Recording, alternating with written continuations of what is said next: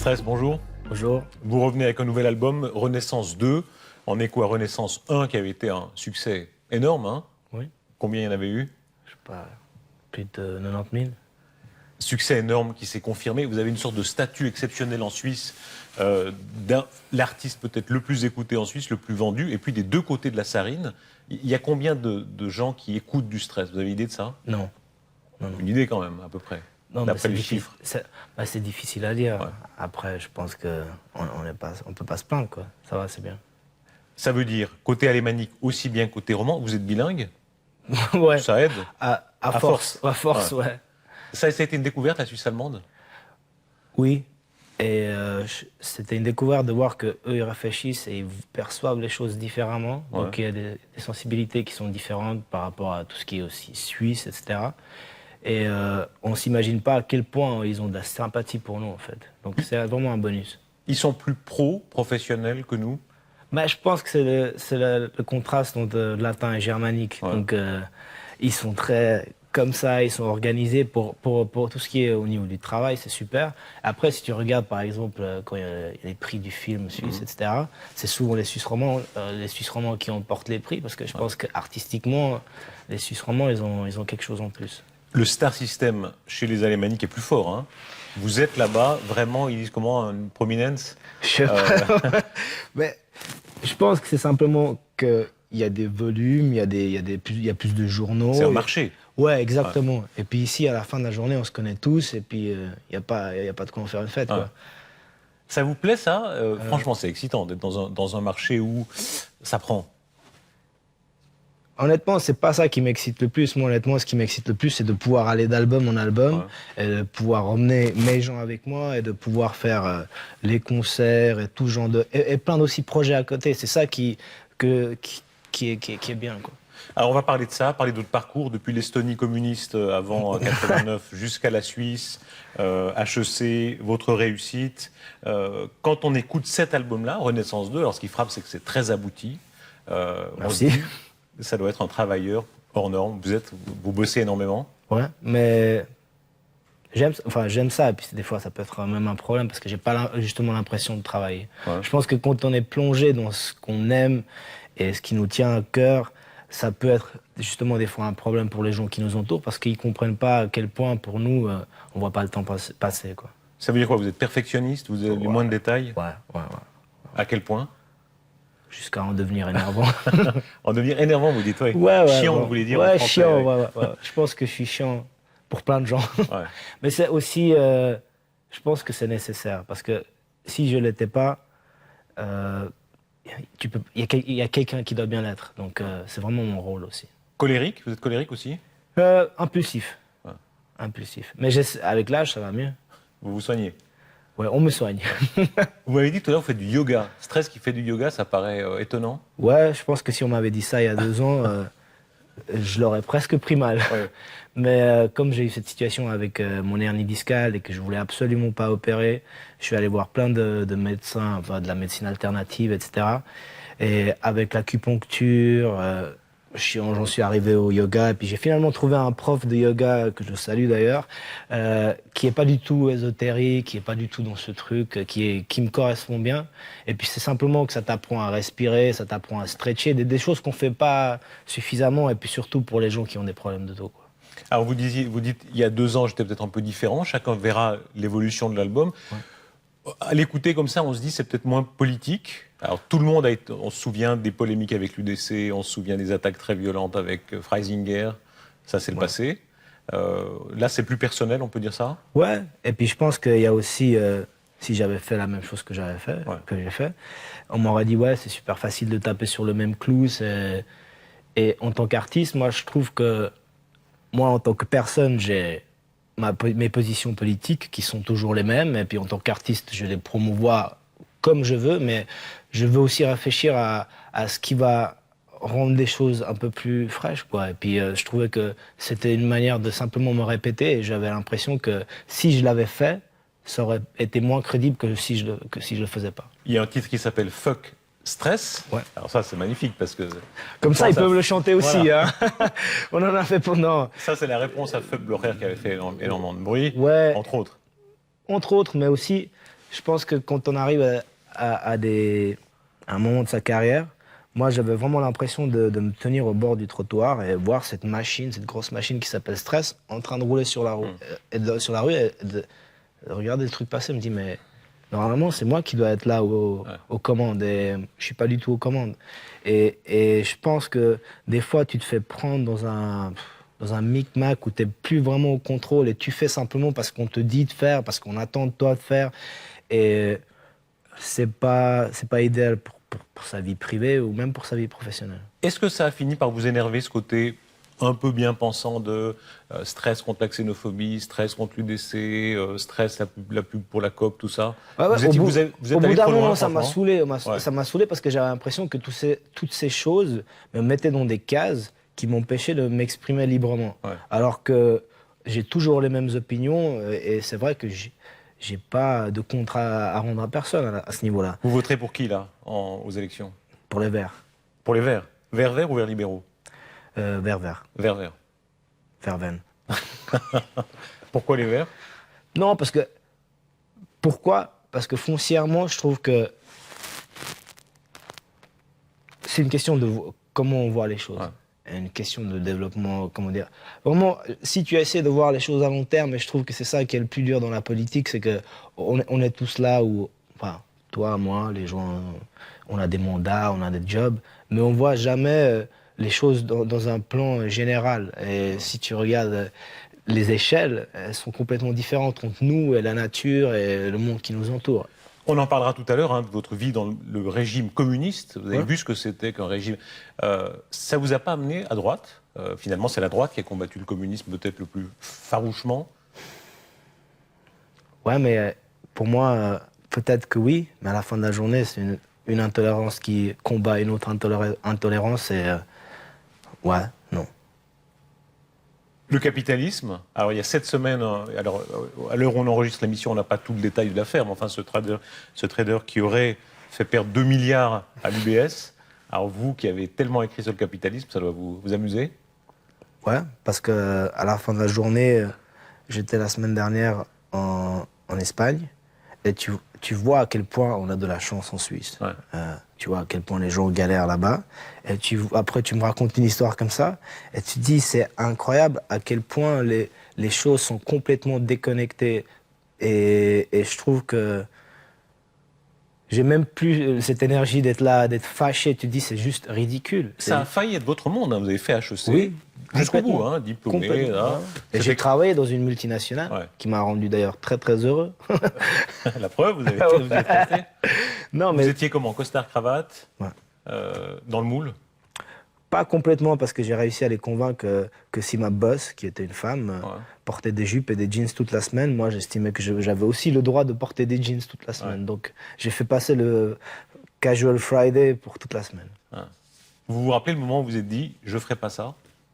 Oui. C'était comment? J'étais dans le bus, justement, à Carouge, pour aller manger avec un ami. Et j'étais là, non, j'en peux plus. C'était pas une réaction complètement réfléchie, c'était plutôt quelque chose... Je peux pas faire ça, c'est pas ma vie, c'est pas ce dont je rêve. Et je me suis dit, ouais, c'est bon, j'avais quoi, 24, 25 ans, j'ai encore le temps de changer. Votre histoire, vous êtes né Andrés Andrexon en 1977 à Tallinn, en Estonie. Ça fait loin, hein, tout fait loin. 77, c'était sous Brejnev. Hein. Ouais. Estonie. Vous êtes dans notre monde? Je pense. Et quand j'y repense, par exemple, tu me dis Brejnev, moi je me rappelle où j'ai passé une satanée journée où il y avait le portrait de Brejnev toute la journée sur la télévision, puis ça faisait pip, et puis il y avait son portrait avec un truc noir. Et c'est sûr que tu te dis, est-ce que ça fait vraiment encore partie de ma vie ou c'est des choses qui paraissent des fois assez déconnectées? C'était comment? Alors il y a ces blocs, hein, ces énormes HLM un peu soviétiques, ça c'était votre univers. C'était quoi votre adresse? Vous vous souvenez de votre adresse à Tallinn? Itate 34, un truc comme ça. Qu'est-ce qui reste de ça? Vous parlez estonien? Ouais, mais honnêtement, plus très très bien, parce qu'aussi on n'a pas l'opportunité de le pratiquer. Avec ma mère, j'ai plutôt tendance à parler français et tout, donc c'est des choses qui se perdent facilement, mais c'est quelque part là, quoi. Le russe? J'imagine que vous l'avez appris. J'ai appris. Ouais. Vous parlez Je l'ai même repris quand j'étais à l'université, je l'ai repris pour une année, mais c'est une langue qui est super difficile et si tu n'as pas cette possibilité de le parler... C'est comme le suisse allemand. Aujourd'hui, je peux parler suisse allemand parce que je l'ai parlé pendant 6 ans tous les jours, où j'ai essayé de le parler. Et après, ça va. Ça fait un sacré mélange de langues. Hein. Pour compter, vous comptez en quelle langue? On dit toujours que c'est la vraie langue maternelle. Français. Ah, vous comptez en français. Ouais. Et puis, insulter? Français aussi. Pas suisse allemand, c'est pas mal le suisse allemand pour insulter. Mais la langue française est énorme, est extrêmement variée pour insulter. Et faire l'amour, quelle langue? Ouais, je pense en français, ou ça dépend du partenaire aussi. Ouais. 1989, c'est le grand départ, mais avant ça, c'est quand même une longue expérience. Hein. Vous avez 12 ans là-bas. Vous regardiez le monde occidental comment? Et la télévision quand même? Nous, on bavait, parce qu'on avait la télévision finlandaise, donc tu voyais toutes ces pubs, tu voyais... C'était frustrant? Moi, je pense que pour tous les jeunes, c'était quelque chose d'extrêmement destructeur. Ouais. Parce que c'est comme si on te mettait une carotte constamment là, et puis on te fait miroiter des choses, et rien que de pouvoir recevoir un petit chewing-gum de je sais pas quelle marque qui venait d'ailleurs, tu étais le roi de la classe pour la journée, c'était vraiment quelque chose qui était extrêmement valorisé. Tout manquait vraiment. Hein. On se souvient des Allemands de l'Est, on disait qu'ils n'avaient pas de bananes, par exemple. Bah non. C'était votre cas. Bananes, c'était inimaginable. Bah non, bananes. Si tu arrives à avoir des bananes, c'est parce que quelqu'un était parti au voyage quelque part, mais il y avait des bananes, non. Je pense que j'ai dû en manger une fois avant de venir en Suisse. Ouais. Mais ça, pour les gens ici, ça paraît tellement normal. Je pense que les gens à ce niveau-là ne se rendent pas compte à quel point on peut mettre les gens dans des cases et on peut les surveiller, et puis les gens à la fin, ils acceptent simplement. Il faut vous imaginer comment, là, à 12 ans, avant de partir, vous étiez un gamin un peu voyou, pas du tout, sympa c'est comme tous ces gamins un peu partout où tous les parents travaillent. Ouais. Donc les enfants, ils vont à l'école le matin parce que tu vas très tôt jusqu'à 1h. Et puis après, tu as toute l'après-midi où tu peux traîner avec tes potes, essayer de faire quoi que ce soit, aller ramasser des bouteilles pour toucher quelques copecs ou aller faire 2-3 conneries. Et puis c'est vrai que nous, au bout d'un moment, on a trouvé aussi le sport. Comme sous le communisme, c'était extrêmement poussé. Ouais. Donc moi j'étais dans une équipe d'athlétisme et voilà, tu avais des entraînements 4 fois par semaine. Ça, c'était un bon côté? Ouais. Il y avait des bons côtés? Ouais. Il y avait quoi d'autre à part ça? Je pense qu'il y avait une certaine solidarité entre les gens, puisque personne n'avait rien, ou on comprenait ce concept de ne pas avoir. Donc si tu n'avais pas, tu allais beaucoup plus facilement aider. Puis ça forçait les gens à habiter plus ensemble. Ouais. Je pense qu'ici, on vit beaucoup plus séparément. J'ai aucune idée de comment s'appelle mon voisin. Et c'est un truc qui était inconcevable à l'époque. J'ai lu qu'il y avait un 33 tours de ABBA, c'est ça, à la maison? Ouais. Votre maman écoutait du ABBA. Ouais. Ça, c'est extraordinaire, on vous imagine. Ouais, mais pour elle, c'était genre génial. Ouais. Donc ça vous rentrait dans la tête, du ABBA, c'est votre première formation. C'est comment ABBA? Allez, faites-nous. Ah non, mais je me rappelle pas, mais je me rappelle de ce satané disque qui était à la maison. Et puis j'étais là. Et puis ça tournait tout le temps. Et puis pour nous, tout ce qui venait de l'Occident c'était quelque chose de magique. La musique, c'est pas une révélation au tout début. Hein. Non. Vous dites pas, ça, mon Dieu, depuis l'enfance, ça m'est tombé dessus. Mais même, je me rappelle un jour, en allant à l'entraînement en Estonie, je me disais, qu'est-ce que je vais devenir quand je serai grand? Et je me suis fait la réflexion, pour sûr, je vais pas devenir musicien. Parce que je sais pas jouer de quoi que ce soit. Mais c'était une réflexion que je m'étais faite, et ça m'est resté, et puis voilà. En général, vous surjouez pas l'artiste, hein. Vous dites pas, vous n'êtes pas inspiré, mon Dieu, c'est un travail. Je suis pas un illuminé, hein, c'est sûr. Et je suis pas un surdoué non plus. Bah si, la preuve en est, le succès là. Quoi. Ouais, mais moi je pense qu'il y a beaucoup de choses qui font la recette d'un artiste, et il y a beaucoup de travail, il y a de la chance. Il faut avoir un certain talent, mais moi, des fois, ce qui me fait le plus mal, c'est de voir tellement de gens talentueux et qui n'arrivent pas à aboutir leurs rêves, quoi. Et ça, c'est quelque chose d'assez frustrant. Mais qu'est-ce qui leur manque? L'ambition? Des fois, c'est l'ambition. Des fois, c'est la discipline. Des fois, c'est simplement d'avoir trop de problèmes personnels. Vous êtes ambitieux? Oui. Ouais. Moi, en fait, ce que j'aime, c'est faire. Donc moi, je suis vraiment un junkie du fer de fer. Et ça, c'est un truc qui te pousse automatiquement à aller de l'avant, quoi. 1989, vous arrivez en Suisse. Mhm. C'est quoi première vision de la Suisse? Bah, à l'aéroport. Ouais. L'aéroport. Et après, on est allé à Dardani. Et après, on est allé dans un supermarché. Je pense que c'était le Balexer, en fait. Ouais. Et là, c'était Lister. Ouais, là c'était Lister. Et pour ma petite sœur, par exemple, pour elle, d'arriver dans un magasin et de voir en face de elle tout ce qu'elle a vu toute sa vie à la télévision, Ouais. c'était un choc. Et pour moi, c'était aussi... J'étais complètement submergé par mes émotions, je comprenais pas tout. C'était incroyable, quoi. De dire ça existe vraiment, et puis de voir ces magasins qui sont remplis, mais remplis. Et ça, c'est quelque chose qui n'existait pas du tout chez nous. À ce moment-là, vous ne parlez pas français du tout, hein? Non. Donc vous êtes vraiment l'étranger, hein? Comment c'était ça? Vous avez appris Ouais, bah ouais. difficilement? Non, ça va, franchement. Avec les enfants, le bon truc, on m'a tout de suite mis à l'école, je parlais un peu anglais, donc j'arrivais à communiquer avec les profs, et après, ça vient gentiment. Vous dites, les Suisses étaient un peu mous, hein? Vous aviez quand même plus de rage, de fer. Mais je pense que ça, je peux le dire après. Ouais. C'est pas une question de mollesse, je pense que c'est plutôt une question de... Quand t'as vécu avec le dos au mur toute ta vie, ou quand t'as manqué des trucs, ça formate ton cerveau d'une certaine manière qui va toujours te pousser à aller plus loin ou à aller, je sais pas, essayer de te dépasser ou essayer d'avoir les choses, même des choses dont t'as pas besoin. La réussite est arrivée, les ventes, l'argent aussi. Vous êtes un des artistes qui peut vraiment vivre de son art en Suisse. C'est pas si courant, hein? C'est une fierté, ça, j'imagine. Oui, mais c'est aussi une peur de perdre ce statut, parce que c'est vraiment, sur chaque album, j'ai l'impression que tu recommences, tu as tout ce chemin à refaire, et ça représente une certaine pression, mais aussi, c'est ça qui rend le truc intéressant. Vous gagnez plus d'argent maintenant, peut-être que si vous aviez continué la carrière HEC classique, hein? Ah ouais. Ça, c'est assez valorisant. Ouais, oui, vous, complètement. Non, et puis je suis vraiment content d'avoir eu le courage ou l'inconscience d'avoir pris cette décision.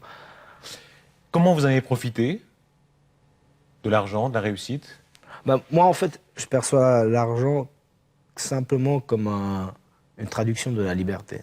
C'est-à-dire que moi, j'ai pas besoin de grand-chose, mais quand je veux un truc, je peux le faire. Si mon emploi du temps me dit je veux aller en Irlande demain, bah, j'irai en Irlande demain. J'ai la chance de ne pas devoir dire est-ce que je peux aller en Irlande demain à cause de mes finances. Et ça, c'est cool. Donc, pour moi, c'est vraiment ce côté liberté. Et aussi, tu arrives à aider d'autres personnes, par exemple avec des jeunes artistes avec qui je travaille. Tu peux, je sais pas, c'est agréable. Les filles, ça fait partie de la panoplie des préjugés, hein, sur le chanteur qui réussit. Vous en avez profité avant, au début, quand même. Ah, bien sûr. Ouais. Mais j'étais extrêmement timide. J'étais extrêmement timide et je pense que je suis toujours quelqu'un d'assez émotionnel et puis, mais j'en ai profité. Je suis pas innocent. Ça veut dire vous draguez quand même. Ouais, à ma façon. Moi, j'ai toujours j'ai toujours considéré que la drague directe comme ça, c'était une insulte à l'intelligence des femmes. Ouais. Donc vous laissiez venir, évidemment. Ouais, un peu laisser venir, et puis tu peux parler de 2-3 trucs, et puis après, il faut que ça se fasse un peu, il faut sentir un peu la sauce. Les femmes, elles te font bien savoir si elles sont intéressées ou si elles veulent rien savoir. Ouais. Donc à ce niveau-là, je pense que c'est ce côté super direct, allez, ouais, salut, ça va, ouais, ça se passe tout à l'heure. Non, je sais pas, ça a jamais marché pour moi. Mais je me souviens, vous avez entendu dire qu'une fois, c'était très valorisant de tomber sur une fille qui savait pas que vous étiez stress, hein? Bien sûr. C'était une des grandes histoires, d'ailleurs. Ouais. Mais moi, aujourd'hui, je pense que c'est une situation qui est un peu différente et un peu compliquée, mais à l'époque, je me posais non plus pas 10 000 questions. Et tout était peut-être plus simple. Mais voilà. Aujourd'hui, votre séparation avec Mélanie, c'est le Maelstrom, hein? Là, il y a des grands titres du Blick, tout le monde vous appelle, c'est dur à gérer, ça? Non, parce que je réponds pas à mon téléphone. Et puis, j'ai la chance d'être bien entouré avec tous mes amis. Et puis, moi, c'est comme tu dis, à Maelstrom, tu baisses ta tête, tu fonces, et tu attends que ça passe, parce qu'à la fin de la journée, qu'est-ce que tu veux faire? Tu peux pas les empêcher d'écrire. toi, tu as décidé d'une stratégie, ou nous, on a décidé d'une stratégie, donc tu vas respecter cette stratégie. Mais vous vous dites quoi? Vous êtes obligé de partager parce que vous êtes un personnage public, donc Non. vous êtes obligé de dire, bah voilà, Ben, je me suis...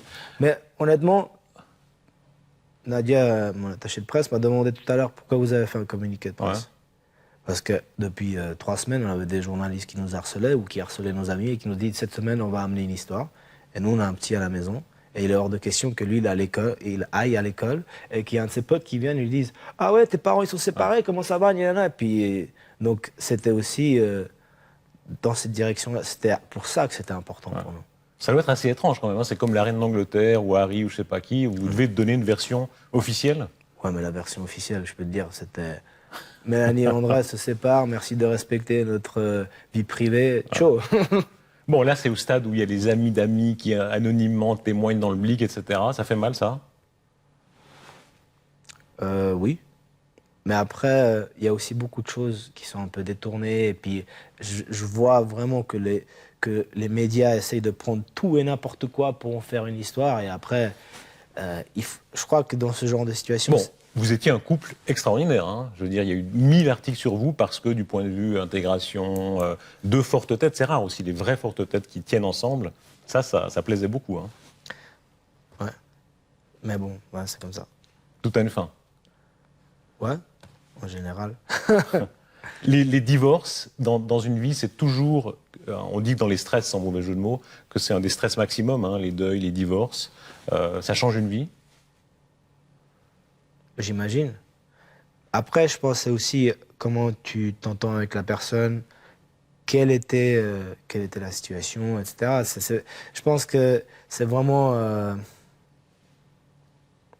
il faut rester calme, en fait. Moi, comme la situation actuelle, il faut rester serein, calme. Moi, je sais ce qui est entre Mélanie et moi, je sais ce qu'il y a entre mes amis et moi, je sais quel est dans ce cercle un peu intime. Et le reste, il faut pas écouter, parce que c'est pas vrai ou c'est pas vraiment on the point. Et puis, il faut juste attendre que ça passe. Vous êtes célibataire, donc. Là, vous allez avoir les courriers qui vont arriver. Ça sert à rien. C'est quoi votre adresse? Stress Avenue de la Gare. Renaissance 2, ça sort le 7 octobre. Renaissance par rapport à Renaissance 1, c'est venu d'où le titre, le premier titre? Le premier titre, c'était aussi par rapport à comment je me sentais par rapport à ma situation dans la Suisse et la musique qu'on avait fait, et puis la pochette qu'on avait, c'était quelque chose qui allait vraiment dans cette direction. Là, j'étais là quand on a fini l'album, je me suis dit, c'est tellement dommage qu'on ait un album qui s'appelle Renaissance avant, parce que cet album mériterait vraiment d'avoir ce nom-là. Et on se dit simplement, voilà, c'est Renaissance 2, parce que tout le processus créatif, comme on a fait la musique, on a vraiment ouvert aussi les portes à d'autres gens qui sont rentrés dans l'équipe pour produire la musique. Donc, de un, musicalement, c'était une renaissance. Pour moi aussi, personnellement, parce qu'il y a 1 année et demie, j'étais couché dans un lit, je pouvais pas marcher, je pouvais rien faire. Donc, c'était une renaissance de pouvoir. La maladie, ça vous en avez parlé, c'était pas du tout anodin. Ça a été vraiment dur pour vous, hein? Ouais, le pire, honnêtement, un des pires moments, c'était quand on était en train de tourner ce spot pour la COP avec le Domino. J'étais dans le Outback australien, au milieu de nulle part, sous aucun réseau, sans rien. Et ça faisait 3 jours que j'arrivais pas à dormir parce que je pouvais pas être debout, assis, couché, je pouvais rien faire. Donc, tu devenais un petit peu fou. Et c'est vrai que c'était une expérience assez dure, mais ça m'a appris que j'avais toujours tendance à penser que ma tête était plus forte que mon corps. Et non, quoi. Et c'est important d'apprendre, de pas toujours forcer. J'avais toujours cette tendance à vouloir forcer, pousser, quoi qu'il arrive, on force. Et en fait, les résultats, ils parlent pas. Renaissance 2, alors chacun aura ses impressions. On peut avoir celle que vous êtes adoucie. Moi, je pense pas. Je pense que c'est un album sur certains plans qui est plus intime. Mais il y a un côté que je trouvais sur l'album précédent, il y avait une lourdeur un peu gratuite. Et des fois, on se donne de la lourdeur pour se dire, regarde, c'est vrai, je souffre, c'est quelque chose de réel. Et là, il y a un autre aspect où j'ai vraiment plus envie aussi que les gens puissent oublier, se libérer, être divertis et passer à autre chose, parce que j'ai l'impression que déjà, on le sait tellement que c'est difficile dans la vie en ce moment. On n'a pas besoin encore de la musique pour nous le rappeler. C'est comme tu rentres à la maison, tu mets juste ta télévision et tu veux oublier ta journée ou tu veux t'évader. Et je trouve que c'est aussi le job des artistes de sentir qu'est-ce qui se passe dans la société, dans quelle vague on est, et d'amener ce dont les gens ont besoin. Stress, merci. Chacun jugera. 7 octobre, la sortie de l'album Renaissance 2. Ouais. Et puis, à Lausanne, le 6 octobre, 6 octobre. Pour les gens qui veulent découvrir l'album en exclusivité avant. Merci, Stress. Merci.